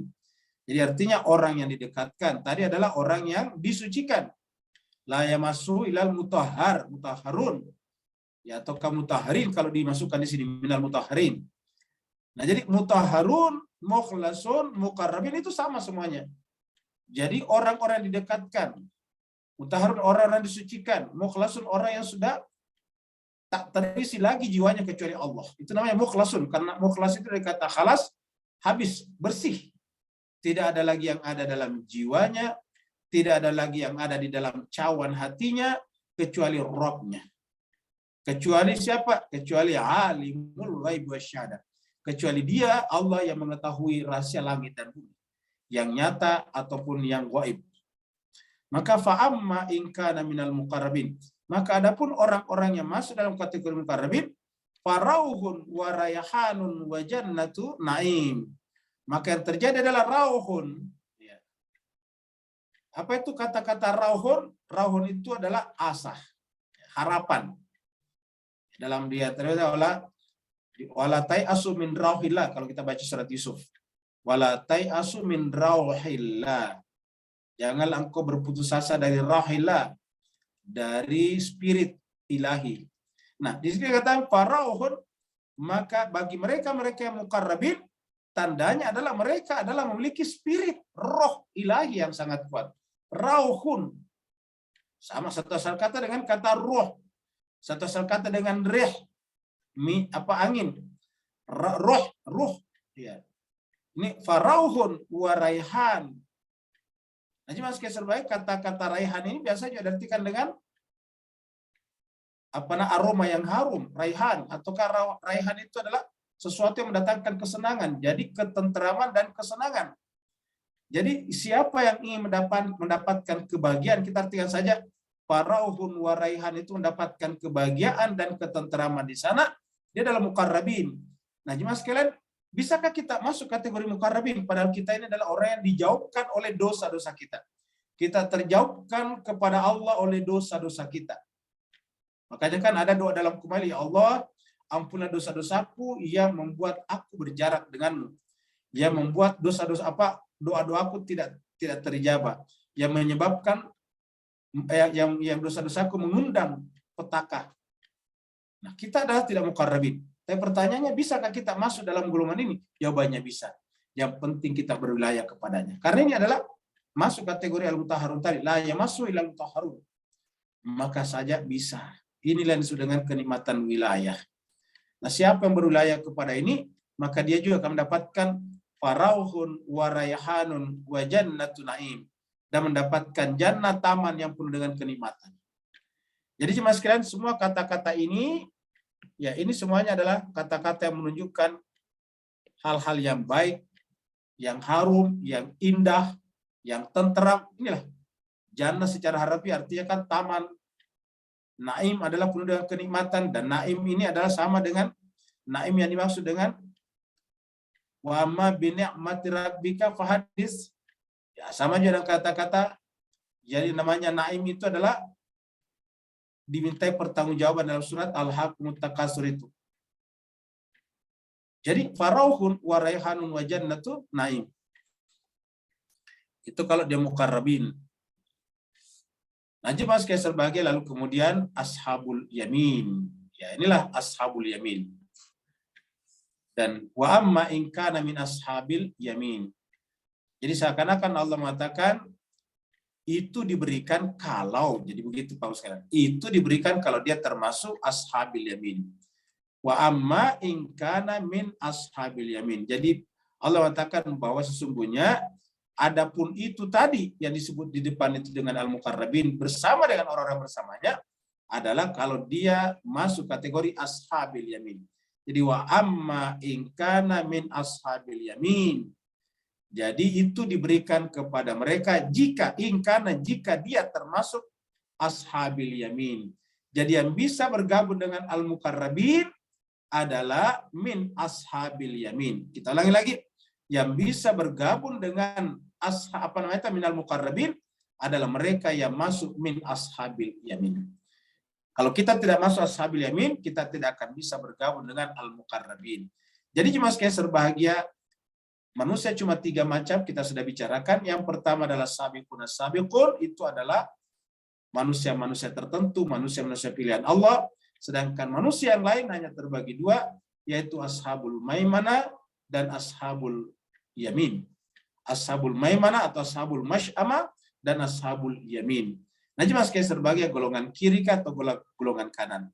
Nah, jemaah sekalian, marilah kita berjuang untuk masuk ke dalam golongan kanan, karena dengan masuk golongan kanan kita akan digabungkan bersama dengan al-muqarrabin atau al-mutahharun yang disebutkan sebelumnya. Karena ayat mengatakan wa amma in kana min ashabil yamin. Kita artikan itu tadi diberikan kalau yang bersangkutan masuk ashabil yamin. Nah, kalau dia masuk di sana, ini kalau kita langsung 91-nya, fasalamun laka min ashabil yamin. Wahai golongan kanan, salam atas kalian. Salamun laka min ashabil yamin. Salam bagi kamu, wahai orang-orang yang masuk dalam golongan kanan, ashabul yamin. Nah, jemaah sekalian berbahagia, mudah-mudahan ayat-ayat ini bisa mengingatkan kita jemaah sekalian bahwa satu, kematian itu tidak mungkin kita hindari. Semua kita akan mati. Nah, kalau kematian kita tidak bisa hindari, kenapa kita tidak memilih mati dengan baik? Atau tidak susah, tinggal masuk ke dalam golongan kanan. Apa tadi tandanya golongan kanan? Di antaranya tadi merujuk kepada kitab sucinya Al-Hadits. Sederhana saja sebetulnya jemaah sekalian. Masa kita bisa membaca WhatsApp, bisa membaca Instagram, Twitter setiap hari, sampai berantai. Kita bisa menonton TikTok sampai bermenit-menit, berjam-jam. Bersambung-sambung. Selesai satu, kita pindah kepada satu. Masa kita bisa melakukan itu sementara tidak bisa membaca kitab suci yang datang dari Allah SWT yang kepadanya lah nanti kita akan kembalikan. Jelas yang berbahagia. Kalau kita tidak bisa mengorbankan sebagian waktu kita untuk mencintai Allah dengan mencintai kitab sucinya, mencintai Allah dengan mencintai Rasulnya, mencintai Rasul dan mencintai para wasinya, maka jemaah sekalian, bagaimana kita bisa masuk ashabul yamin? Sedangkan kalau kita tidak masuk ashabul yamin, kita tadi ditunggu dimasukkan ke dalam golongan ashabul maimanah, ashabul yasar, seperti yang kita lihat sebelumnya. Ashabul masy'amah maksud saya, bukan maimanah. Ashabul masy'amah. Nah, dengan demikian juga sekalian berbahagia, marilah kita mumpung usia kita masih ada, sebelum kita seperti tadi ilustrasi kita, sebelum Allah mengirim kepada kita malakul maut wukila bina, yang diwakilkan kepada kita oleh Allah. Karena kalau malakul maut sudah bekerja menjalankan tugasnya, kita tidak bisa lagi memperpanjang usia kita. Maka kita harus kembali. Maka oleh sebab itulah jemaah sekalian, selama kesehatan masih ada di kita, selama kita masih bisa membaca, selama kita masih bisa mendengar, masih bisa melihat, masih bisa berenung, kenapa kita tidak melakukannya, Bapak Ibu sekalian? Karena kematian adalah sesuatu yang pasti, dan kepastian akan kematian adalah lebih pasti daripada apa yang disebut orang dengan eksak. Eksakta, jauh lebih eksak kematian daripada eksak-eksak yang lain. Karena eksak-eksak yang lain bisa terjadi kesalahan dalam pengukuran. Itulah sebabnya di dalam pengukuran matematis atau dalam pengukuran fisika pun juga ada namanya derajat toleransi. Apa sebabnya? Ya, sehebat-hebatnya kita mengukur, biasa ada kesalahannya. Tapi yang berkenaan dengan kematian, tidak ada kesalahannya sesedikit pun juga, artinya siapapun kita. Dan kita lihat sudah diperkirakan sudah 100 miliar manusia sudah hidup di muka bumi ini, semuanya mereka benar-benar kembali. Dan tidak ada yang salah. Misalnya kemudian dia dikubur terus balik lagi dengan alasan salah. Tidak ada. Semuanya berakhir dengan kematian. Dan termasuk kita semua yang ada pada malam hari ini. Jemaah sekalian, sebelum kita lanjut dengan pertanyaan, kita persilakan kepada kepada Ibu Bandar kita, Ibu Meli Sri Mati, untuk memandu kita melakukan cabutan bertua, dan nanti di ujung acara setelah kita tanya jawab, kita doakan siapa saja yang mau berangkat, terutama khususan untuk Ibu Hamda yang telah pada malam hari ini membagikan keberuntungannya kepada kita sebagai wasilah baginya. Semoga Allah berikan keberkahan lahir dan batin, pergi dan pulangnya sehat walafiat, dan kembali kepada kita dalam keadaan membawa keberkahan daripada insan suci. Pada Ibu Meli kita persilakan. Baik Ustadz, terima kasih atas waktunya. Bapak Ibu jamaah tadabbur Al-Quran yang dirahmati Allah. Alhamdulillah pada malam hari ini jamaah kita yaitu Pak Komar ingin bertabaruk untuk mendoakan istrinya yang sedang berziarah. Semoga diselamatkan di perjalanannya, pulang kembali ke tanah air, berkumpul bersama keluarga tercinta. Seperti biasa pada malam hari ini, saya akan membagikan untuk 10 orang penerima pulsa sebesar Rp50.000 dan 4 orang penerima pulsa sebesar Rp100.000. Mungkin Bu Dokter bisa jadikan saya co-host untuk bisa share screen untuk memberikan keberkahan pada malam hari ini. Mari kita iringi dengan salawat ala Muhammad wa ali. Allahumma sholli ala Muhammad wa ali Muhammad. Muhammad wa ali Sholli ala Muhammad wa ali Muhammad.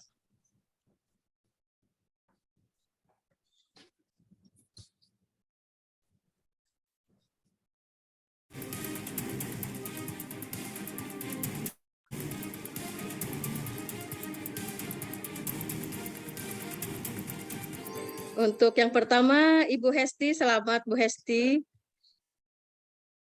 Baik, kita pilihkan yang kedua.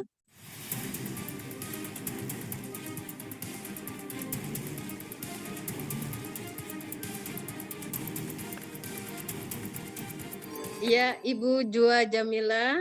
Alhamdulillah, selamat Bu. Yang ketiga.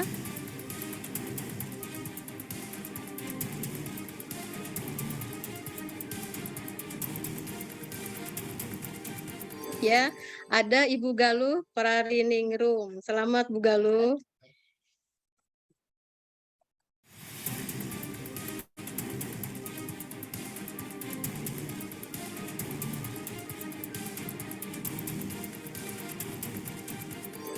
Nah, ini Ibu Hamidah ya. Kalau istrinya Pak Komar namanya Ibu Hamdah. Selamat Ibu Hamidah. Bu, saya berikan pada sahabat di Indonesia aja, Bu. Baik, baik. Insya Allah Bu Hamidah. Terima kasih sebelumnya. Sama. Ada Bintu Agil, Ibu selamat Bu. Mendapatkan Rp50.000.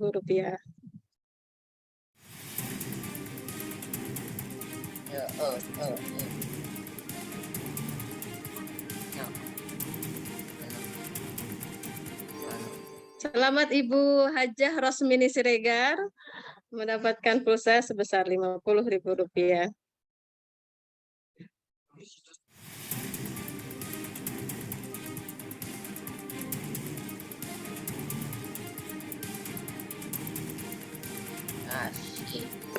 Bapak Kamal, selamat Pak. Dipersilakan untuk menghubungi Ibu Ayu. Yang ke-8 ya Bu Ayu ya.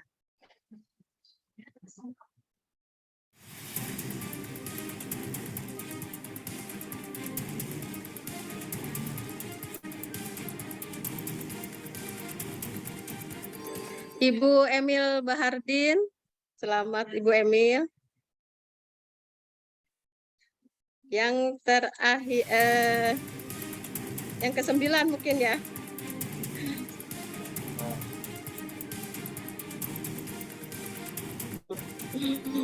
Mbak Ovi, selamat Mbak Ovi.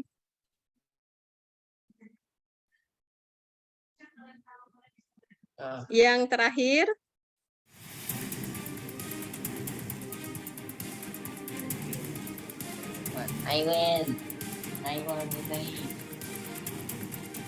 Ibu Imelda Dasrul, alhamdulillah, selamat Bu Imelda. Sekarang saya pilihkan untuk yang pulsa sebesar Rp100.000.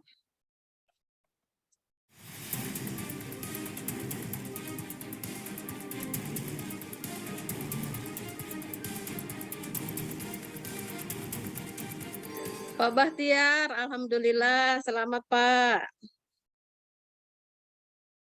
Yang kedua,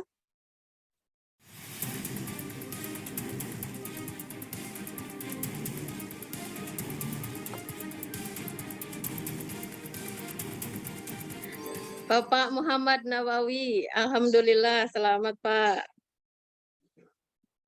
Yang ketiga,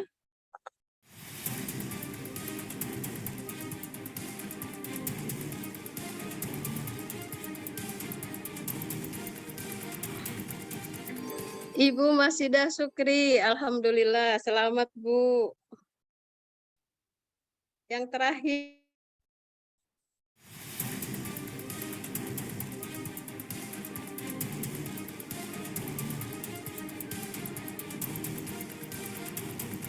Ibu Farida, alhamdulillah.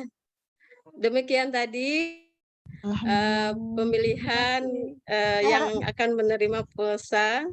Dipersilakan untuk menghubungi Ibu Ayu Munawaroh. Demikian Ustaz dari saya. Sahabat yang lain. Ya Ibu Farida. Ya, berikan pada sahabat yang lain di Indonesia. Baik, alhamdulillah. Terima kasih Bu Farida. Ya. Untuk selanjutnya saya kembalikan kepada Ustaz. Terima kasih Ustaz. Baik, terima kasih banyak Bu Meli, Bu Bandar ya telah memandu kita untuk cabutan bertua atau keundian berhadiah pada malam hari ini. Ibu Farida tadi itu adalah jemaah kita dari Malaysia ya. Beliau aktif belajar dan bahkan ikut pelajaran bahasa Arab pagi dan malam hari ya. Jemaah sekalian, karena sudah selesai tadi pertama, saya secara pribadi dan juga mewakili seluruh jamaah mengucapkan selamat kepada Bapak Ibu yang telah mendapatkan keberuntungan pada malam hari ini. Semoga Allah SWT memberikan keberkahan dan menjadi wasilah. Bapak Ibu juga mendoakan Ibu Hamda supaya perjalanannya lancar pergi dan pulang. Bu Hamda adalah istri daripada Pak Komar yang hari ini berbagi hadiah kepada kita. Jemaah sekalian yang mau bertanya sekarang dipersilakan. Assalamualaikum Ustaz. Waalaikumsalam warahmatullahi wabarakatuh. Silakan Pak Nur. Alhamdulillah, barakallahu fi azim. Bismillahirrahmanirrahim. Assalamualaikum Muhammad wa ali Muhammad. Wajil Labaik ya Hussein, labaik ya Hussein, labaik ya Hussein. Ustaz beri pencerahan pada dua perkara dalam kata-kata la yamassuhu dalam arti kata batinia dan tersirat, sama ingkana yang menunjukkan fi'il mahdi, di mana kita saat mati tadi atau bertemu mati tadi dah dipastikan ada ciri-ciri tergolong ashabul yamin. Sedangkan ayat yang pertama tadi la yamassuhu illal mutahharun, beri pencerahan tentang kata-kata yamassuhu tadi. Barakallahu fi afwan. Barakallahu. Baik, terima kasih banyak Pak Nur. Jadi jemaah sekalian, kata-kata saya masuk di sini, jemaah sekalian, kita artikan bermakna zahir dulu. Kalau zahirnya adalah menyentuh beneran. Makanya sebagian besar ulama kita berpendapat bahwa kalau kita ingin menyentuh tulisan Al-Quran, kita harus suci. Karena Al-Quran adalah suci. Itu dipakai. Tetapi tidak boleh berhenti di situ. Bahkan menjadi masalah kalau berhenti di situ. Masalahnya di mana? Masalahnya adalah pada kata lughah. Karena di sini menggunakan kata mutahhar, bukan mutahhir. Jadi mutahharun artinya tersucikan. Jadi sedangkan kalau kita berwudu kan cuma suci, ya. Sedangkan di sini adalah mutahhar, orang yang tersucikan. Karena mimnya di sini menunjukkan orang, isim fa'il, orang yang tersucikan. Jadi la yamassu ilal mutahharun. Jadi makna yang paling dalam di sini, bahkan makna hakiki yang dituju daripada kitab suci ini adalah kepada Al-Quran, maknanya, takwilnya. Jadi takwil daripada Al-Quran tidak akan ada yang bisa menyentuhnya kecuali orang tersucikan. Karena aslinya itu kan Al-Quran tadi adalah di sisi Allah, Rabbul Alamin. Tetapi kemudian dia diturunkan kemana? Ke dalam jiwanya sang Nabi. Jadi tanzilun, dia turun. Min dari mana? Rabbil Alamin. Jadi turun ke dalam jiwanya Nabi. Kenapa dalam jiwanya Nabi? Karena jiwanya Nabi adalah mutahharun. Nah, jemaah sekalian berbahagia, maka tidak ada yang bisa mencapai takwil daripada kata-kata yang ada di dalam kitab suci itu, kecuali kalau dia rasikhuna fil ilmi. Dan bagaimana caranya menjadi rasikhuna fil ilmi? Yaitu apabila tidak ada lagi kekuatan penolak dalam jiwanya. Apa penolak dalam jiwa kita? Yaitu hawa nafsu. Hijab, itu penolak. Maka kalau kita baca surat Ali Imran ayat 7, mari kita lihat surat Ali Imran ayat 7. Ya, surat yang ketiga, ayat yang ke-7. Ya, kita lihat di sini. Surat 3, ayatnya yang ke-7. Sini Allah berfirman, huwallazi, dialah Allah yang anzala, menurunkan, alaika, kepada kaum Muhammad, Alkitab, kitab suci. Jadi anzala, menurunkan, alaika, kepada anzala di sini satu kata adalah tanzil. Alaikal kitaba, minhu, dari kitab suci ini, dari Alkitab ini, minhu, hu-nya kembali ke sini. Minhu, daripada Alkitab ini, ayatun, ada ayat-ayat yang sifatnya muhkamatun, muhkamat. Nah, ayat-ayat yang muhkamat inilah hunna ummul kitab. Apa artinya? Karena kita manusia hidup dalam ruang waktu, maka semua ayat-ayat yang berbicara tentang ruang waktu, karena bisa langsung diverifikasi, disebut dengan ayat muhkamat. Contohnya ayat wudhu, ayat sholat kan bisa. Puasa Ramadan, yang namanya syahrul Ramadan itu kan bisa kita hitung bulan-bulan. Sekarang misalnya bulan Safar, maka berikutnya bulan sekian ketahuan. Bulan Ramadan. Makanya yang namanya bulan Ramadan sama seluruh manusia. Kenapa? Karena bisa diverifikasi. Itu adalah muhkamat. Berhaji. Berhaji kepada Baitullah. Itu bisa diverifikasi. Baitullah yang ada di Mekah sana. Jadi dengan demikian itu adalah muhkamat semua. Nah, ayat-ayat yang muhkamat kita artikan dengan ayat-ayat yang bisa dilihat, bisa dijangkau oleh panca indera. Kalau istilah ilmu pengetahuannya dia bersifat empirikal. Nah, sedangkan ayat-ayat yang berbicara tentang sesuatu yang tidak terindrai, yang tidak terjangkau oleh mata, telinga, dan sebagainya, maka disebut dengan mutasyabihat. Karena dia mutasyabihat bisa disalahgunakan, kan tidak bisa diverifikasi. Ya, kalau misalnya bicara tentang surga, siapa yang bisa verifikasi? Saya kalau kita dapat salat dapat sekian pahala, bagaimana bisa verifikasi? Kalau kita tadi puasanya dapat sekian pahala, itu tidak bisa karena mutasyabihat. Nah, yang mutasyabihat ini selalu diterangkan dengan pendekatan-pendekatan, kemiripan-kemiripan, perumpamaan-perumpamaan, namanya mutasyabihat. Nah, makanya mas sekalian, ayat-ayat mutasyabihat ini supaya tidak liar, tidak kemana-mana pemaknaannya, dia harus dikembalikan kepada muhkamat. Bahkan Allah sendiri juga mempunyai ayat-ayat mutasyabihat secara spesifik Tuhan. Ada juga ayat-ayat mutasyabihat yang berbicara tentang Tuhan, tapi ada juga muhkamatnya. Maka ayat-ayat yang berbicara tentang Tuhan yang mutasyabihat itu supaya tidak liar, supaya tidak dibawa kemana-mana, supaya tidak disalahpahami, supaya tidak menjadi sumber pertentangan dan perdebatan, tidak ada kesudahannya, harus dikembalikan kepada muhkamatnya. Apa ayat muhkamatnya tentang Tuhan? Yaitu laisa kamitslihi syai'un, tidak ada yang serupa dengannya. Maka semua perumpamaan itu hanya sekedar pengantar saja untuk kita pahami, bukan seperti itu. Bahkan perumpamannya pun tidak seperti itu.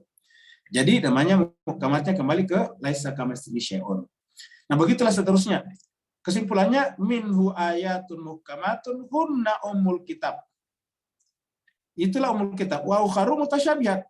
Jadi jemaah sekalian, pemahaman Al-Quran secara sempurna adalah kombinasi antara muhkamat dan mutasyabihat, dan yang bisa mengetahui secara 100% itu adalah insan suci. Makanya dikatakan fa'ammal ladzina fi qulubihim, maka adapun orang-orang yang di dalam kalbunya zaigun, ada penyakit. Zaigun itu ada kecenderungan untuk sesat. Maka apa yang dilakukan? Fayattabi'una. Maka mereka mengikuti matasyabaha minhu, yang mutasyabihat saja. Jadi kalau ada orang yang punya penyakit artinya punya hijab, maka dia akan cenderung mengikuti mutasyabihat saja karena gampang dibawa kemana-mana untuk mendukung kepentingan pribadi dan kelompoknya. Jadi fayattabi'una matasyabaha minhu. Untuk apa? Ibtigha al-fitnah. Untuk menimbulkan fitnah. Ibtigha itu supaya bisa mendatangkan fitnah, kerusakan. Wa ibtigha ta'wili, dengan mencari-cari takwilnya. Coba. Jadi dia mencari-cari motif untuk menciptakan fitnah dan mencari-cari takwilnya. Wa ibtigha ta'wili. Maka wa ma ya'lamu ta'wilahu. Allah mengatakan tidak ada yang mengetahui takwilnya. Takwilnya apa? Takwilnya ayat mutasyabihat. Karena dia harus diikat kembali kepada muhkamat. Ya, relasi mutasyabihat dan muhkamat ini adalah relasinya harus sempurna. Ada yang mengetahuinya adalah disebutkan di sini. Ya, wa ma ya'lamu ta'wilahu, tidak ada yang mengetahui takwilnya illallahu, kecuali Allah, dan siapa lagi? Warasikhuna fil ilmi, dan orang yang rasikhuna fil ilmi, dan orang mendalam dalam ilmunya. Siapakah rasikhuna fil ilmi itu? Ya mereka yang masuk kategori al-mutakharun, yang tadi masuk kategori muqarrabin dan sebagainya tadi. Itulah yang dimaksud dengan la yamassu ilal mutahharun. Apa yang diketahuinya di sana, apa yang disentuhnya di sana dalam pengertian yang kedua tadi, masa, yaitu takwilnya. Wa ma ya'lamu ta'wilahu illallah. Ya, contohnya saya gini. Mutasyabihat. Misalnya kan yang namanya masa depan, Pak Bu sekalian, kan tidak ada yang tahu. Yang namanya future, nanti, itu kan belum empirik, belum bisa diverifikasi, kan masih akan datang. Seperti surga neraka. Nah, maka dicontohkan di dalam surat Yusuf. Surat Yusuf itu menceritakan ada orang yang menceritakan mimpinya raja, yaitu ada 7 sapi kering, sapi kurus memakan sapi gemuk. Kan sapi kurus memakan sapi gemuk. Ini adalah berbicara tentang akan datang, sapi kurus makan sapi gemuk. Kenapa kita katakan ini mutasyabihat? Karena faktanya kan tidak ada sapi memakan sapi. Yang ada harimau memakan sapi, macan memakan sapi. Tetapi sapi memakan sapi tidak ada. Karena sapi bukan makanannya daging, tapi makannya rumput. Tetapi dalam mimpi itu, Raja melihat 7 ekor sapi kurus memakan 7 ekor sapi gemuk. Nah, bagaimana menjelaskan ini? Nah, lalu kemudian dikatakan Nabi Yusuf itu diajarkan takwil. Nah, ternyata makna daripada itu adalah bahwa Mesir akan mengalami musim paceklik 7 tahun dan sebelumnya didahului dengan musim panen raya 7 tahun. Panen raya 7 tahun itu disimbolkan, ingat, dimajaskan dengan sapi gemuk. Ya. Kemudian musim paceklik 7 tahun disimbolkan dengan sapi kurus 7 ekor. Ya, jadi sapi gemuk 7 ekor, sapi gemuk. Nah, yang kurus memakan yang gemuk. Kenapa? Karena pada saat musim paceklik tidak ada hasil pertanian. Maka hasil pertanian pada saat 7 tahun musim panen tidak boleh dimakan semuanya, hanya setengahnya saja kata Nabi Yusuf. Setengahnya disisakan dan disisakannya bukan bulirnya tetapi masih dengan tangkainya. Jadi setengah daripada panen itu disimpan dengan tangkainya. Kenapa? Supaya tahan lama. Nah, jadi setiap panen selama 7 tahun itu disimpan setengahnya, setengah-setengah. Nah, sehingga dimakan saya setengahnya. Apa yang terjadi? Ya setengahnya itu berarti 7 kali setengah nanti dimakan pada saat musim paceklik. Nah, ini yang disebut dengan takwil. Yang tahu seperti ini adalah mereka-mereka yang la yamassu illal mutahhar, yang tersucikan. Kita juga kalau tidak baca surat Yusuf tidak mengerti makna daripada 7 ekor sapi kurus memakan 7 ekor sapi gemuk. Apa maksudnya? Tetapi Nabi Yusuf mengetahuinya dan setelah waktu berlalu kejadiannya persis sama. Apa yang diceritakan Nabi Yusuf persis sama.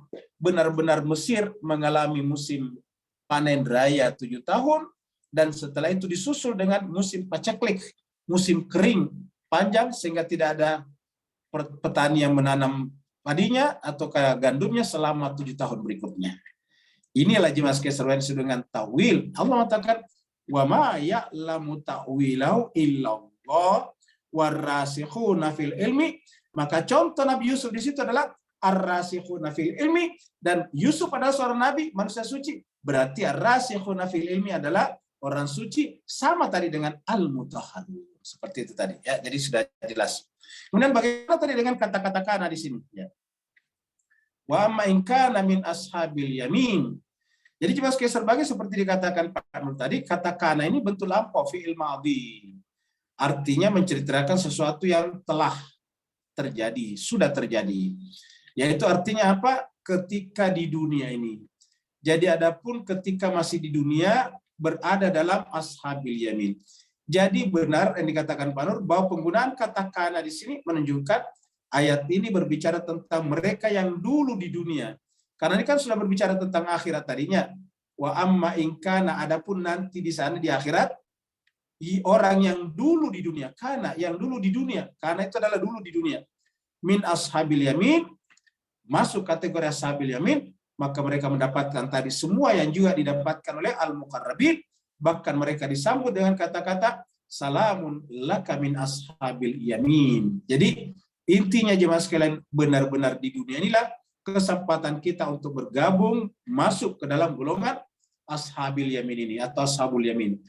Kalau kita tidak bergabung di dunia, maka tidak akan pernah bisa lagi bergabung di akhirat. Ulangi lagi, kalau kita tidak bergabung di dunia, kita tidak mungkin lagi bergabung di akhirat. Karena kesempatan itu hanya di dunia, pilihan, akal sehat, kitab suci hanya berguna di dunia, dan karenanya menggunakan bentuk kana di sini. Itulah sebabnya di dalam surat Al-Hasyr, Allah mewanti-wanti kita. Mari kita lihat surat Al-Hasyr. Surat 59. Kita lihat surat Al-Hasyr. Ayat 18. Allah berfirman, ya ayyuhalladzina amanu, wahai orang-orang yang beriman, ittaqullah, bertakwalah kepada Allah, wal tanzur, dan hendaklah memperhatikan. Ingat tadi kata-kata nazara yanzur, tanzur sama dengan yanzur juga. Ini cuma karena perempuan nafs ini adalah feminin, maka menjadi tanzur. Wal tanzur nafsun, hendaklah jiwa, maksudnya hendaklah setiap jiwa, setiap diri, setiap orang tanzur, memperhatikan dengan cermat. Benar-benar mempersiapkan dengan sebaik-baiknya. Apa yang dipersiapkan? Ma qaddamat lighadin. Apa yang akan dibawanya ke hari esok. Ma qaddamat lighad. Apa yang diperbuatnya untuk hari esoknya. Apa persiapan yang dibawa ke hari esoknya. Itu setelah kematian. Jadi setiap orang, ya ayyuhalladzina amanu taqullaha wal tanzur nafsum ma qaddamat lighad. Jadi ini yang kita diwanti-wanti Allah. Hendaklah masing-masing kita memperhatikan ma qaddamat lighadin, apa yang telah kita persiapkan untuk hari esok. Tadi surat Al-Jumat mengatakan bahwa kita tidak bisa lari daripadanya. Ya. Kematian pasti akan mulaqikum, pasti akan menjumpai kita. Wattaqullah, dan karenanya bertakwalah kepada Allah. Innallaha khabirum bima ta'malun. Jadi ini berkali-kali sampaikan dalam Al-Qur'an. Ya, kalau di surat Al-Jumat tadi di sini dikatakan bahwa qul innal mautal ladzi tafirruna min, katakanlah bahwa kematian yang kalian lari daripadanya itu, camkanlah fa innahu mulaqikum, kematian pasti akan menjumpai kalian. Summa, kemudian turaduna, kalian akan dikembalikan ila alimil ghaibi, kepada Tuhan Allah yang mengetahui al-ghaib wa syahadah. Fa yunabbiukum bima kuntum ta'malun, lalu disampaikan kepada kalian apa yang kalian dulu kerjakan di dunia, yaitu kata-kata kuntum juga bentuk madi seperti tadi kata kana. Kalau kana huwa, kalau kuntum antum. Ya, tapi sama maksudnya, yaitu dulu di dunia. Jadi fayunabbiukum bima kuntum ta'malun, apakah kalian masuk golongan kanan atau golongan kiri? Di dunialah tempatnya Bapak Ibu sekalian. Berikutnya ada lagi pertanyaan satu. Ada Ustadz, pertanyaan dari Pak Burhan. Tunggu sebentar. Oh ya, baik. Kita masuk ke screen melihat pertanyaan Pak Burhan. Silahkan Ustadz. Nah, sekalian dari Pak Burhan, apa yang disebut dalam Al-Quran kejadian di alam sana sudah ada penampakannya di alam dunia ini. Mohon penjelasannya. Jadi, cuma sekalian, sebetulnya apa yang terjadi pada kita di akhirat sudah kelihatan di dunia. Karena sorga di akhirat, kita harus ciptakan di dunia. Jadi orang-orang yang akan masuk sorga di akhirat, sudah kelihatan di dunia. Pertama, hidupnya diisi dengan kebenaran dan kemanusiaan. Kebenaran itu adalah berkaitan dengan pengetahuan, kemanusiaan berkaitan dengan pergaulan. Jadi pengetahuan dan pergaulan. Jadi kebenaran adalah berkaitan dengan pengetahuan, ilmu. Sedangkan manusia tidak ada yang tidak berilmu, tidak berpengetahuan. Semua kita sedikit banyak pasti berpengetahuan. Karena tanda manusia adalah pengetahuannya. Yang kedua adalah pergaulan. Jadi kalau berkaitan dengan pengetahuan, kebenaran, berkaitan dengan pengetahuan, kebenaran, berkaitan dengan pergaulan adalah kemanusiaan. Nah, siapa yang di dunia ini menghiasi dirinya dengan kebenaran, mengisi hidupnya dengan mencari dan mencari kebenaran, di dunia ini bergaul dengan memanusiakan orang lain, apapun agamanya, apapun rasnya, apapun kebangsaan negaranya, semua orang harus dimanusiakan. Karena hakikatnya orang lain adalah diri kita dan diri kita adalah orang lain. Karena Allah mengatakan kita diciptakan dari nafs yang sama. Ya ayyuhan nasu taqu rabbakum alladzi khalaqakum min nafsin wahidatin. Tuhanlah yang menciptakan kalian dari nafs yang sama, jiwanya sama semuanya. Derita kita, derita orang lain, derita orang lain, derita kita. Maka ketika kita merasakan derita orang lain sebagai derita kita, bahagia orang lain bahagia kita, maka itu disebut dengan kemanusiaan ataukah humanism. Jadi kemanusiaan itu adalah berkaitan dengan mempergauli orang lain. Kalau kita bergaul dengan orang lain dengan penuh dengan rasa kemanusiaan, maka itu yang disebut dengan aspek kedua daripada surga.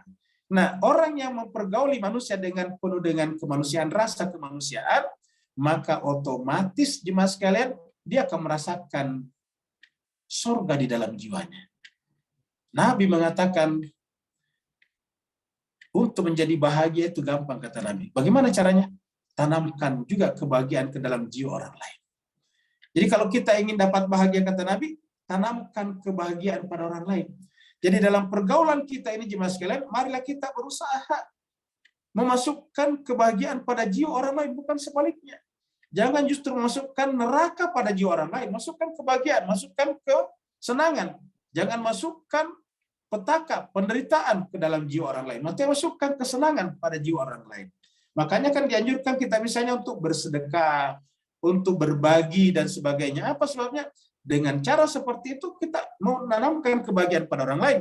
Bahkan Nabi mengatakan bahwa tersenyum pun juga adalah sedekah. Karena kalau kita tersenyum kepada orang lain, maka dia akan merasakan kehangatan dalam jiwanya. Jadi, kata Nabi, kalau Anda ingin bahagia, caranya gampang. Gembirakan, bahagiakan juga orang lain.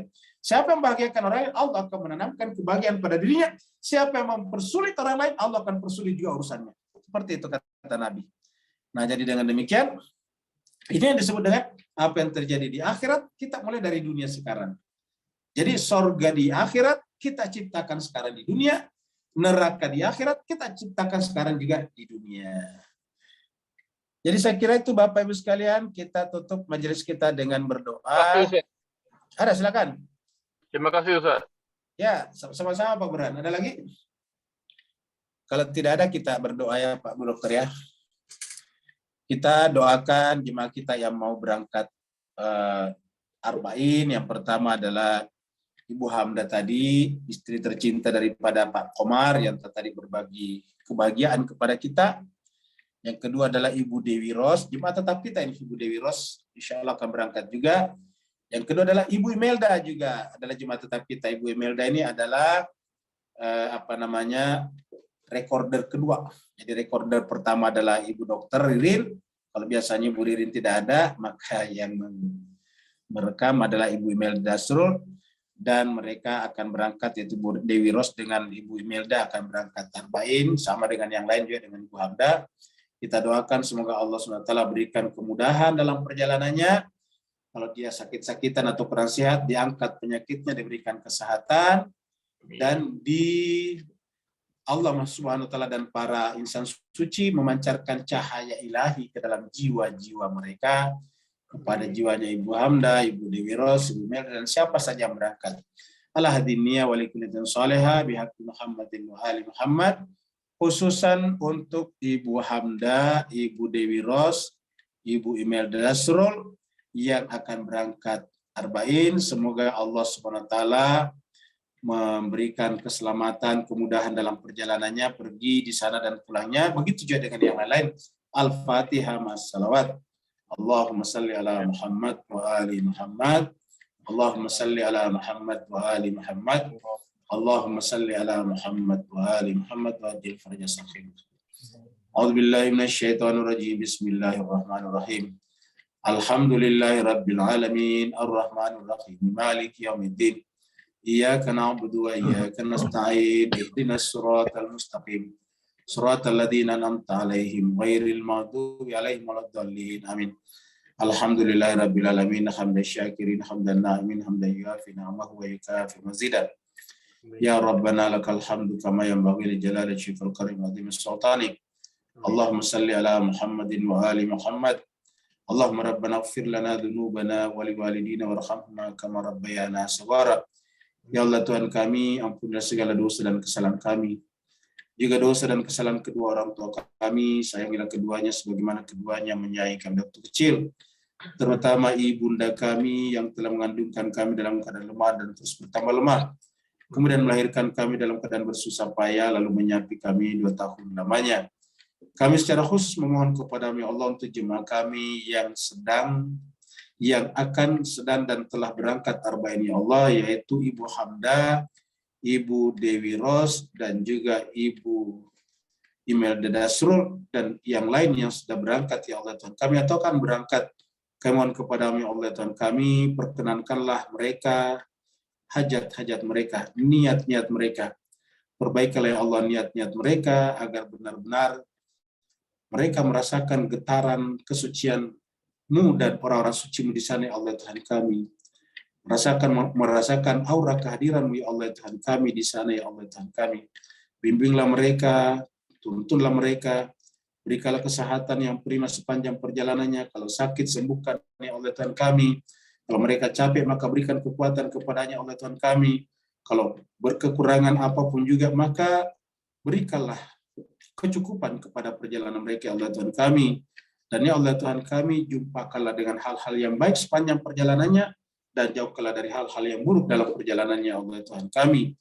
Ya Allah Tuhan kami mohon kepadamu, ya Allah, jadikanlah perjalanannya sebagai perjalanan ibadah kepadamu, ya Allah Tuhan kami, sebagai bagian daripada jawaban mereka kepada hal min nasirin yansuruni, sehingga ya Allah Tuhan kami, kamu nanti mengembalikan mereka ke tengah-tengah kami, ke tengah-tengah keluarga mereka dalam keadaan sehat walafiat, dalam keadaan iman dan takwa yang lebih tinggi, ya Allah Tuhan kami, dalam keadaan cahaya ilahi yang lebih terang menerangi, ya Allah Tuhan kami, sehingga nanti kembali ke tengah-tengah majelis tadabbur kami dalam keadaan memberkahi majelis kami, ya Allah Tuhan kami. Allahumma ya Allah Tuhan kami, siapa saja yang punya niat untuk berhaji, umrah dan ziarah, maka ya Allah Tuhan kami, maka sampaikanlah hajat-hajat mereka, ya Allah. Berikanlah rezeki kepada mereka dari arah yang tak mereka sangka-sangka, dari langit dan dari bumi, ya Allah ya Tuhan kami. Allahumma rabbana atina fid dunya hasanah wa fil akhirati hasanah wa qina adzabannar. Wassallallahu ala sayyidina Muhammad. Subhana rabbika rabbil izzati amma yasifun. Wassalamun alal mursalin walhamdulillahi rabbil alamin. Walafu minkum, dan terima kasih banyak kepada Pak Komar. Wassalamualaikum warahmatullahi wabarakatuh. Waalaikumsalam warahmatullahi wabarakatuh.